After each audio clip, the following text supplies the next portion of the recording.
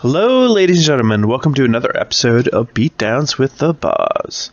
So today I have for you the green-black Delirium deck that Brad Nelson just recently won the Knoxville Open with. It's a really sweet deck. A lot of it is kind of typical of what you'll see of the green-black decks, but he has a particularly great build of it. So for those of you who are unfamiliar, it's basically a Delirium deck. So it's looking to get a instant or like basically 4 different card types into its graveyard, and then specifically the big payoffs for that are Traverse the Ulvenwald, which is great in the early terms for making sure that you are hitting your land drops, you can fix your mana, but then later on it can get basically whatever you want. And then the other thing that's a bit of a payoff is this card Mindrack Demon, which is an enabler as well as a payoff. Grimflayer, also a great enabler as well as a payoff. And then the real big head honcho of the deck, basically the reason that you strive so hard with Delirium, is this card Emrakul the Promised End. Each card is actually a pretty good payoff also. Basically the way the deck plays out is you'll do some stuff with your graveyard, maybe build a Vessel of Nascency, Grapple with the Past, or Liliana to give your graveyard a little bit of an extra boost.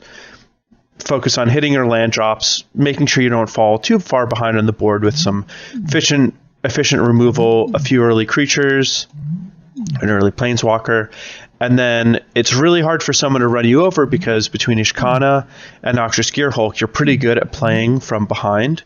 Both these cards do a lot to help stabilize, and then once you've stabilized, basically no one can go over the top of you because a lot of the creatures that you're playing have a pretty good card quality and can generate their own inherent value, but on top of it all, you've got Emrakul the Promised End, which says 13 mana, but in this deck it's more likely to be like a 7 mana spell. You've also got some Hissing Quagmires to make it so that your deck is even more dense with just stuff to do. So it's just a really good, pretty classic mid-range deck where you're just going to win all your long games and it's hard for someone to run you over. On the sideboard, we've got some extra removal. These Deadweights, Natural States, and To the Slaughter are going to round things out in matchups where we need a little extra removal, some sort of artifact enchantment hate, or where we're a little more worried about planeswalkers, because other than Grimflayer, this deck actually doesn't attack planeswalkers particularly well.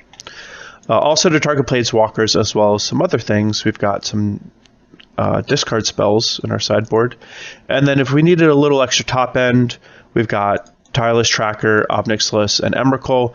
And if our opponent is doing some sort of prized amalgam strategy, we've got this Kalidas here, which, even though we only have 1 copy in our sideboard, we can find it easily with these 4 Traverse the Ulvenwalds.